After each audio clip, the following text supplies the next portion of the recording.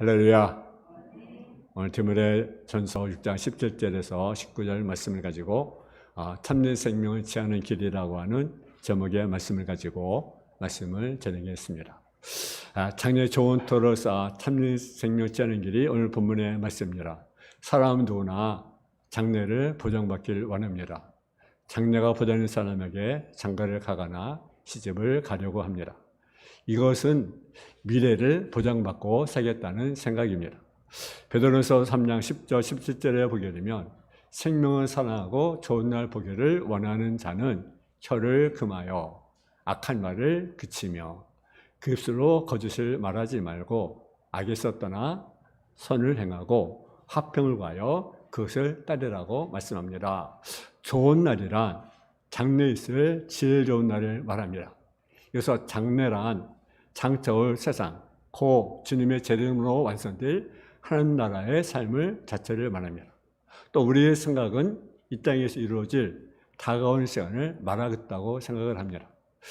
다가오는 세월 가운데 지금보다 더 나아진 상태를 기다린다고 한다면 혀를 잘 사게 한다는 것을 말씀하고 있습니다. 사람과의 관계에서 험하거나 더러운 말이나 악한 말을 하지 않는 것이 생명과 좋은 날을 볼 수 있습니다.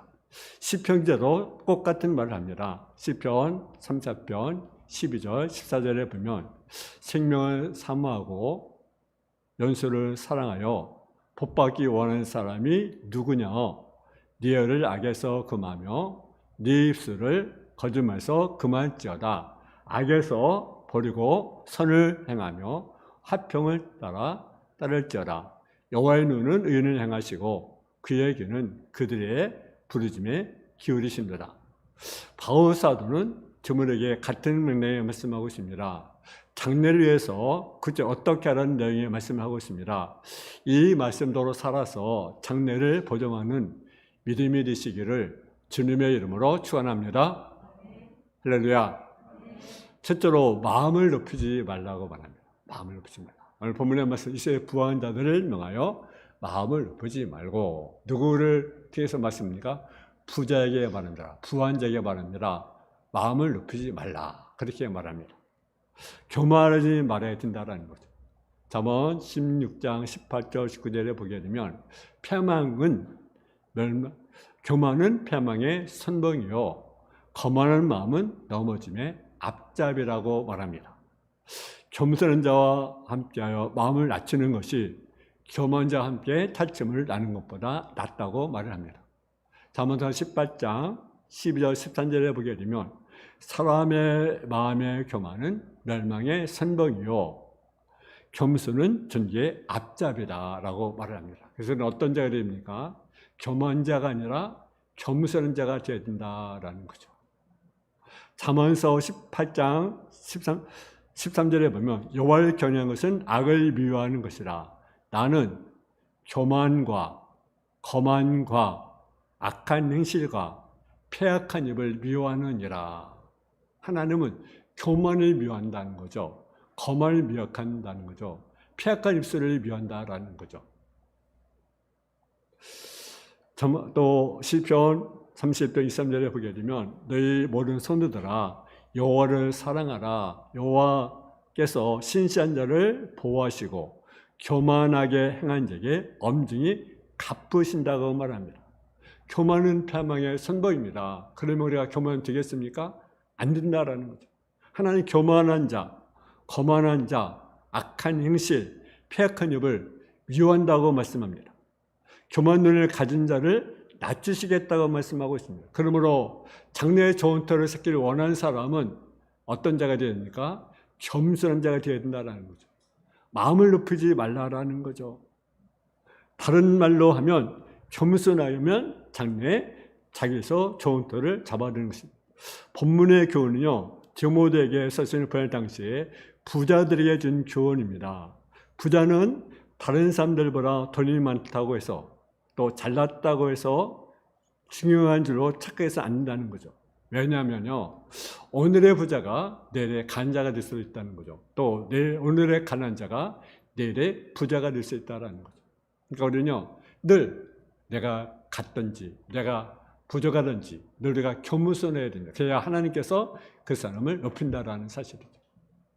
두 번째는요, 하나님께만 소망을 두고 정함이 없는 재물에 소망을 두지 말라고 말씀합니다. 그래서 오늘 본문에 보게 되면 뭡니까? 정함이 없는 재물에 소망을 두지 말고 오직 우리에게 모든 것을 후히 주사 누리게 하신 하나님께더라. 왜 재물 소망을 두지 말합니까?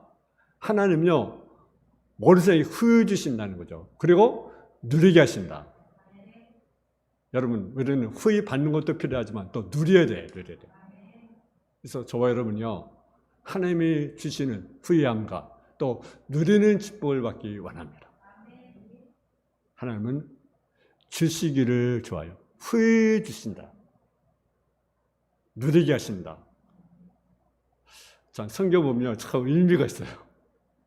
후히 주신다. 누리게 하신다. 여러분, 하나만 가지 않죠. 후히 주기만 하면 안 되잖아요. 누려야 되잖아요. 그죠? 또 그냥 누리면 안 되잖아요. 후히 가는 가운데 누려야 되잖아요. 그러니까 왜 재물에 소망을 두지 말니까? 후히 주신 분, 누리신 분. 여러분, 히브리서 13장 5절 6절을 보면요, 그렇게 말합니다. 돈을 사랑하지 말고 있는 바를 족한 줄 알라. 그가 친히 말씀하실 내가 과연 너를 버리지 아니하고 너희를 떠나지 아니하리라 하셨느니라. 그러면 우리가 담대히 말하되 주는 나를 돕자이시니 내가 무수하지 아니하겠노라. 사람이 내게 어찌할까? 돈을 사랑하지 말고 있는 바를 축하라. 내가 어떤 형편에 이르는 자주가 은혜. 왜 그래야 됩니까? 하나님 거의 말했어요. 내가 널 버리지 아니하겠다. 또 떠나지 아니하겠다. 하나님 너를 버리지 아니하겠다. 떠나지 않겠다. 그러면 또 뭐랍니까? 나를 돕자가 되신다는 거죠. 아멘. 버리지 아니한다. 또 하나님이 떠나지 않는다. 하나님이. 그리고 뭐요? 돕는 자다. 할렐루야. 여러분, 그리고 돈을 사랑하거나 되나 소망을 두는 것은 아닙니다. 돈은 우리가 사용하는 저에 불과합니다. 근데 대부분의 사람들은요, 돈에 소망을 둡니다. 바울사는 우리의 소망을 하나님께만 두라고 우리에게 말씀합니다. 하나님 우리의 소망이 되시기 때문에 그렇습니다. 하나님께 소망을 둘 때 장래에 자기를 위해서 좋은 터를 잡아두는 것입니다. 많은 사람들이 요즘에 이제 투기도 하고 또 투자라고도 하는데, 근데요, 일단 그것이 일단 나중에 문제가 될 때가 있어요. 여러분, 고위공직자 임명할 때 이제 총리를 임명하거나 아니면 장관 임명하거나 뭘 합니까? 인사청문회를 합니다. 인사청문회 하면 어떻습니까? 재산이 얼마냐, 이 사람은 과거는 어떻게 살았냐, 이걸 딱 이렇게 다 점검하잖아요. 근데, 그러다 보니까 총리를 되려고 했는데, 또 장관 되려고 했는데, 그것이 또 장애가 될 때가 있어요, 장래에서 땅을 사는 것이 살 때 걸림돌이라는 미처 생각하지 못하는 일들이 있습니다.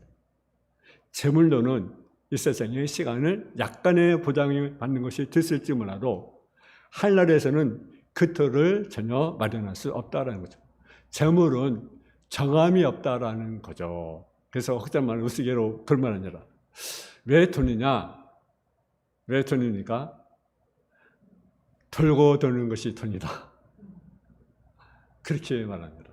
왜 돈이냐? 돌고 도는 것이 돈이라. 많은 사람이 돈을 믿으려고 합니다. 가지고 있는 돈이 자기 인생을 보장해 줄 것이라 믿는 이들이 많습니다. 그러나 바른 말합니다. 돈은 결코 믿을 수 있는 것이 아니라는 것이죠. 그러므로 돈에다 소망을 두지 말라고 합니다. 우리 소망은 세상을 만드시고 섭리하시는 하나님께 두어야 합니다. 할렐루야. 저를 보세요. 우리의 소망을 누구에 두라고요? 하나님께 둬야 된다라는 거죠. 하나님께.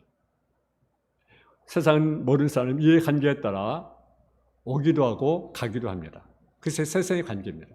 그래서 이해관계에 따라 오기도 하고 가기도 하는 거죠. 언제나 우리가 함께 하시면서 하나님은요, 끝까지 우리를 사랑하시고 또 끝까지 우리를 인내하셔요. 만약 하나님 우리를 인내하지 않으면 우리는 어떻게 살아갈 수 있겠습니까? 만약 사람처럼 기분 감정에 따라 하나님이라고 한다면 여러분 살아갈 수가 없어요. 그런 거래요? 그냥 참으시는 거죠. 계속 인내하면서 참으시는 그 사람. 그러므로 우리 하나님만 믿어야 합니다. 참 소망은 하나님께만 있어요. 하나님께서만 있는 사람이 자신에서 장래에 좋은 터를 쌓아두는 것입니다. 세 번째로 본문에 선을 행하고 선한 사업에 부어야 한다라는 거죠. 오늘 한번 18절을 같이 봉독을 하겠습니다. 18절 말씀 다 같이 18절을 같이 봉독하겠습니다. 18절 시작. 선량하고 선한 사업을 많이 하고 나눠주기를 좋아하며 너그러운 자가 되게 하라. 선량하고 선한 사업에 부한 자가 되라. 이렇게 함으로써 장래에 좋은 터를 쌓아 참된 생명을 취하는 것이라고 말합니다. 선의 일은 무엇입니까? 세세로 선을 행하는 것이 될 수도 있겠죠. 어려운 사람을 도와주고 구제하는 것도 선행하는 것이고 또한 뭡니까? 하나님을 위한 일입니다. 또 선한 사업은 역시 하나님을 위한 사업을 하는 것입니다. 바울 사도는 부한 사람에게 권유를 가지라고 말씀합니다. 너희가 가져오는 재물로 한 나라를 위해서 사용하라라고 말씀합니다. 한 나라와 이 세상의 좋은 날을 원하는 사람은 선한 일과 선한 사업의 부한 자가 되어야 됩니다. 또 하나는 뭡니까? 네 번째로는 나눠주기를 좋아하고 너그러운 자가 되라. 여러분 어떻습니까? 나눠주기가 좋아합니까? 아니면 받기를 좋아합니까? 저를 비롯해 대부분의 사람들은 받기를 좋아하는 것 같아요. 그죠? 받기를. 주는 것보다. 근데 보면요. 나눠주기를 좋아하라. 참 힘든 거죠. 그죠? 받기가 좋은데 나눠주기를 좋아하라. 그리고 너그러운 자가 되라. 그렇게 말씀해요. 다시 말하면 구제하는 자가 되라. 이러한 삶을 살 때 결국 장래에 자기를 위해서 좋은 터를 쌓아 참된 생명을 취하는 것입니다. 오늘 본문의 좋은 터란 무엇입니까? 저축하는 것, 그리고 보화라는 뜻입니다. 저축하는 것, 보화라는 뜻입니다. 우리가 작은 구제는 하늘나라에 저축 혹은 보화를 맡겨주는 것이 되는 겁니다. 사실 우리 조그만 구제와 봉사는 엄밀히 따지면 하나님께 대한 헌신이라고 볼 수가 있습니다. 저는 마가복음 10장 21절에 한 부자 청년이 예수님께 왔습니다. 선한 선생님, 내가 어떻게 하면 영생 얻을 수 있습니까? 라고 예수님을 찾아봤습니다. 네가 어찌나 선하를 걷느냐? 선한 분은 한 분밖에 없다. 그러면서 이렇게 말씀합니다. 살인하지 말라, 간음하지 말라, 도둑질하지 말라, 기타 등등. 근데 이 사람은요, 다 지켰어요. 대단하잖아요. 근데 주는 말씀하셨습니다. 근데 한 가지 부정한 것이다. 네 것을 팔아 간주에 나눠줘라. 그리고 와서 나를 따르라. 근데요, 이 자는요, 근심해서 돌아갔다 그랬어요. 왜냐하면 자기 소를 나눠줄 수가 없잖아요. 그래서 돌아갔다. 구제는 먼저 우리에게 동정하는 마음, 군결의 마음이 있을 때 할 수가 있는 거죠. 그렇잖아요. 자네 아픔을, 내 아픔을 여길 때 일어나는 거죠. 우리가 가지고 있는 재물은 가난한 이웃, 조금이라도 서로 돕고 나눈다면 그것은 그 하늘의 보화를 쌓는 것이 됩니다. 이로 인해서 재산은 약간 줄을지 몰라도 우리 영혼과 우리 마음은 더 부한 자가 될 것입니다. 마지막으로 참는 사랑은 말로만이 아닌 행함과 진실함이 있어야 된다라는 거죠. 요한에서 3장 17절 18절에 보게 되면 누가 세상의 재물을 가지고 형제의 궁핍함을 보고도 도와줄 마음을 받으면 하나님의 사랑이 어찌 그 속에 거하겠느냐라고 말합니다. 도와줄 마음을 받으면 하나님의 사랑이 그 속에 거할 수가 없다라는 거예요. 충격적인 말씀 아니겠어요? 우리는 어떻습니까? 도와줄 마음이 우리에게 있어요, 없어요? 없잖아요. 저 자신부터. 누가 나 좀 도와줄까? 나에게 좀 도움을 베풀까? 그런 마음이 우리 속에 있잖아요. 알게저게. 근데요, 도와줄 마음을, 형제들은 도와줄 마음을 다지면 하늘살이 그새에 거할 수가 없다. 그래. 그러면서 자녀들아, 우리가 말과 이름을 살아하지 말고 행함과 진실함으로 하자. 형제가 아파가고 있는데, 그냥 고통당하고 있는데 우리가 외면한다고 한다면 하늘살이 그새에 거할 수 없다고 우리에게 말씀합니다.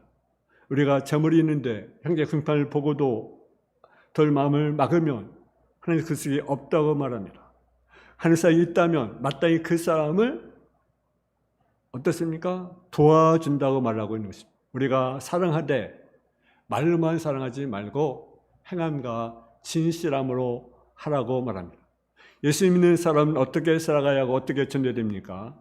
말로만이 아니라 행함과 진실함으로 해야 합니다. 많은 사람들이 기독교에 실망을 느끼고 좌절한 것은 왜 실망을 느끼고 좌절합니까? 사랑은 하는데 그것이 실천에 따르지 않는 사랑이죠. 가시적이고 형식적이고.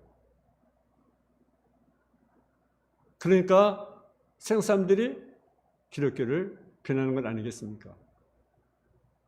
행함이 따른 진실한 사랑이 있어야 되는데 우리 그리스도인들이 말이 아니라 행함과 진실로 전도하면 오늘날 구원할 영혼들이 너무나 많습니다. 오늘날 시대를 영성, 지성, 감성의 시대라고 말을 합니다. 그렇기 때문에 말로만 전도해서는 안 되죠. 최걸린 목사님은 과거에 예수 천당 불신족 그렇게도 그것이 먹혀들었고 그렇게 해서 수많은 영혼들이 구원할 수가 있었습니다. 그러나 오늘날에는 그것도 해야 되지만 행동이 필요하다라는 거죠. 오늘 그리스도인들이 사람들에게 감동을 자아내도록 해야 된다는 거죠. 감동을 주는 행동이 필요하다라는 거죠. 사소한 것부터 실천하는 것이 중요합니다. 먼저 인사하는 것, 미소 짓는 것, 좋은 대화를 나누는 것, 칭찬하는 것, 자리를 양보하는 것, 그리고 지역사회의 좋은 일을 도맡아 봉사함으로써 좋은 사람 이미지를 먼저 심고 그렇게 전도해야 됩니다. 한국인이 전도를 위해서는 복음을 설명하려고 하기 전에 먼저 복음을 어떻습니까? 일상 중에 가시도록 보고 직접 체험함을 통해서 감동을 줘야 한다라는 거죠. 이것이 섞여 말하는 건 무엇입니까? 관계전도. 오이코스는 내가 보면 관계전도인 거죠. 오이코스는 말하는 집이라는 거예요. 집. 집에서 관계가 좋아야 되잖아요. 그죠?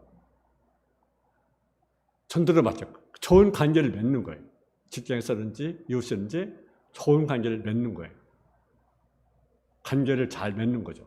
그래서 그들의 마음을 움직이는 거죠. 삶을 통해서 행동으로. 저 사람 보니까, 저 목사님 보니까, 저 선녀 보니까, 저 권사님 보니까, 저 선녀 보니까, 저 성녀 보니까, 나도 한번 교회 가볼까? 나도 한번 교회 가볼까? 이런 마음이 오게 되잖아요. 그죠? 근데, 강원호 목사님 보니까, 교회 가기가 싫어. 그럼 참 곤란하죠. 그죠? 그러니까, 관계 정도. 집에는 관계 좋아야 되잖아요. 집에 있는데, 관계가 안 좋아서 매일 틀어지면 어떻게 되겠습니까? 안 되잖아요. 관계 중에서 오늘날 사람들은 복음을 좋은 소식을 듣기보다는 뭘 원하냐면요, 보기를 원한다는 보기. 복음을 듣는 것도 필요하지만 그 복음을 보기를 원한다는 거죠. 그러니까 보여줘야 돼요. 복음을 보여줘야 돼요. 전해줘야 되지만 복음을 보여줘야 된다는 거죠. 아멘. 그 때문에 우리 크리스찬들은요, 먼저 자신이 뭐냐? 나는 좋은 소식이다. 내가 복음이다. 아멘. 이것이 중요합니다. 우리 할 일이 무엇입니까? 영혼 구원이 있습니다. 그 영혼을 구원하려고 하면 한순간에 이루어지지 않습니다. 끊임없이 우리가 사랑을 베풀어라. 할렐루야. 베풀어야 된다는 거죠. 인생은요, 짧습니다. 인생은 경력이 아니라 인생은 사명입니다. 그런 인생은 사명에 집중해야 합니다. 그 중에 사명이 무엇입니까? 만난 사람들에게 복음을 심어주는 것입니다. 그러면 내가 행함과 진실함으로 사랑을 베풀어야 합니다. 비밀정원이라는 소설이 있습니다. 비밀정원은 한 가정의 희복을 그린 소설인데 영어로 만들어져 있습니다. 널리 알려졌습니다. 주인공 메리는 사고로 봄을 일으키자 에센 집에서 부자인 에센 집에서 거하게 됩니다. 근데 이 부자 에센는요 몇 년 전에 안을 잃었습니다. 그러니까 너무너무 슬픈 거죠. 그래가지고 슬픔을 당해서 이곳저곳 여행을 다니는 거예요. 근데 그 에센에는요 아들이 하나 있습니다. 좀 붉은 아들이 있는데 외딴 곳에 그 아들이 거주하고 있는 거죠. 그리고 메리도 따로 떨어져 있는 거죠. 근데 어느 날 정을 발견합니다. 너무나 아름다운 정을 발견해서 그곳에 메리가 먼저 가고 그 다음에 에센의 아들인 동생을 부른 그 동생, 에센의 아들을 데리고 그 정을 간. 근데 이 에센 아들이요 거기서 힘을 얻는 거예요. 아름다운 정을 보고 힘을 얻는 거예요. 근데 어느 날 그 에센 여행 갔다 돌아오는데 막 소리가 나는 거예요. 그래서 화가 나가지고 가보는데 그게 아들이 몸을 막 움직이고 있는 거예요. 나 충격받았어요. 그래서 아들을 칵 안고 무엇이 회복됩니까? 관계가 회복되는 거죠. 또 그 아들도 회복되고 정원의 아름다움이 이 가정을 다시 회복시키고 하나로 묶었던 것입니다. 여러분의 삶이 하나의 비밀 정원이 되어서 수많은 믿지 않는 사람들을 친구로 만들어 그 사람을 회복시켜야 된다는 거죠. 이것이 뭡니까? 우리의 사명이라는 거죠. 현재는 그 X시대라고 하죠. 스크린, 섹스, 스포츠, 스피드. 그런데 그것이 우리에게 또 뭘 갖다 줍니까? 좋은 점도 있지만 인생의 공허함, 우울감, 또 외로움, 또 소외감, 우정과 친밀의 결핍, 깨어진 인간관계, 자신의 무용지물로 수많은 현대인의 가슴을 멍들게 하고 있다는 거죠.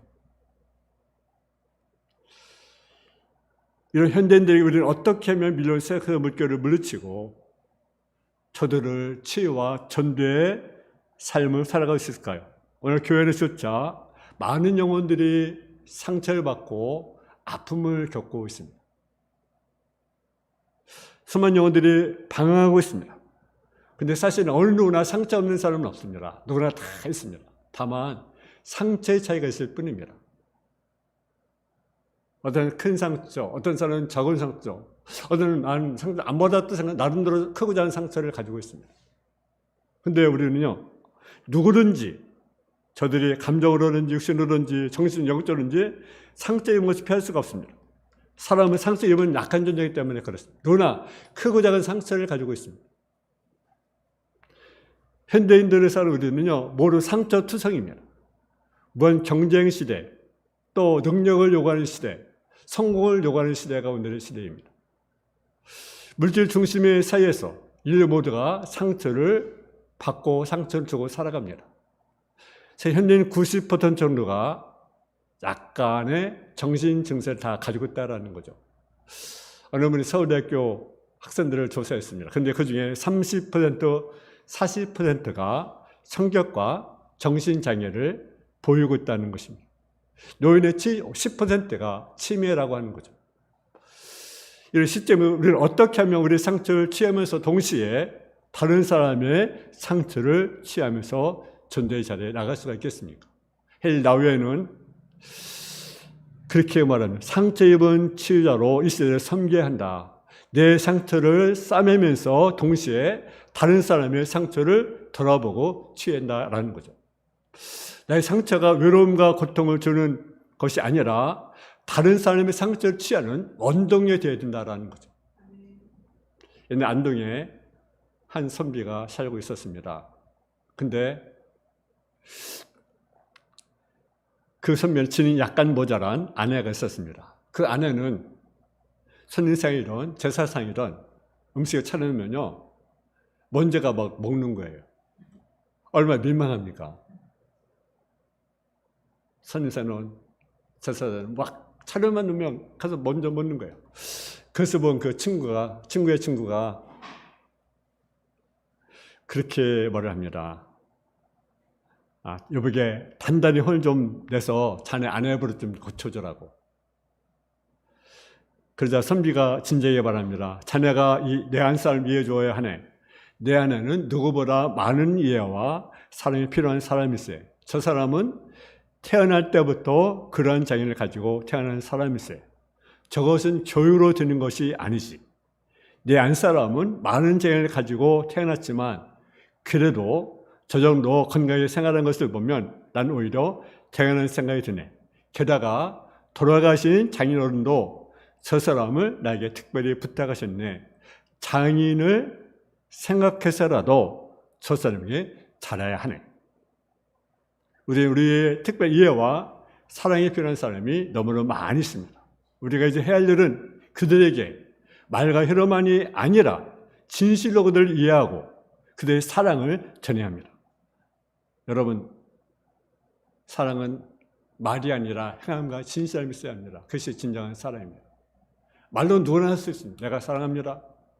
내 하나님 사랑합니다. 내가 그래서 사랑합니다. 근데 무엇이더라? 행함. 복음은 전하는 것도 복음이지만 어떤 복음이냐? 보여주는 복음. 여러분의 복음이 되어야 됩니다. 여러분의 좋은 소식이 되어야 됩니다. 우리는 참된 생명을 취하는 자. 말로만 사랑하지 말고 행함과 진실함으로 사랑하자. 여러분 지금 많은 영혼들 있잖아요. 그들을 위해서 우리가 기도하고 그들에서 전도하고 복음을 전하고 복음을 보여주는 그리고 참된 생명을 취하는 우리가 그런 자가 되어야 됩니다. 마음을 높이지 마세요. 겸손, 내가 가져도 겸손, 없어도 겸손. 그리고 정함이 없는 자음을 소원하지 말고 하나님께 기도해야 돼요. 선을 내고 선에서의 부원자. 그리고 나누어질 좋아하고 동정한 자가 되어지는 저와 여러분 다 되어지기를 주님의 이름으로 축원합니다. 사랑하는 아버지 하나님, 우리가 참된 생명을 취하기를 원합니다. 마음을 높이지 않고 늘 어떤 상황이든지 늘 자주 가고 겸손한 자가 되게 하여 주시고 정함이 없는 재물에 소문드는 것이 아니라 우리의 소망이 하나님께 있음을 알고 하나님께 소망을 두는 자가 되게 하여 주옵소서. 그는 우리와 함께합니다. 그분 우리를 떠나지 않습니다. 그분 우리를 돕는 자인 그 하나님께 소문드는 자가 되게 하여 주시고 하나님 선한 일을 행하고 선한 삶의 부원자가 되게 하여 주시고 나눠주기를 좋아하며 아버지 너그러운 자가 되어지는 삶이 되길 원합니다. 말로만이 아니라 말로만 사랑이 아니라 정말 행함과 진실함으로 사랑하는 자가 되게 하여 주옵소서. 아버지 하나님 정말로 형제가 어려움 당하고 있는데 형제가 고통당하고 있는데 형제가 굶빠하고 있는데 아버지 그들을 우리가 도울 수 있는 그들의 사랑을 실천할 수 있는 그런 마음 그런 삶이 우리 삶 가운데 나타날 수 있도록 지어 도와 주옵소서. 예수님의 이름으로 기도했습니다. 아멘.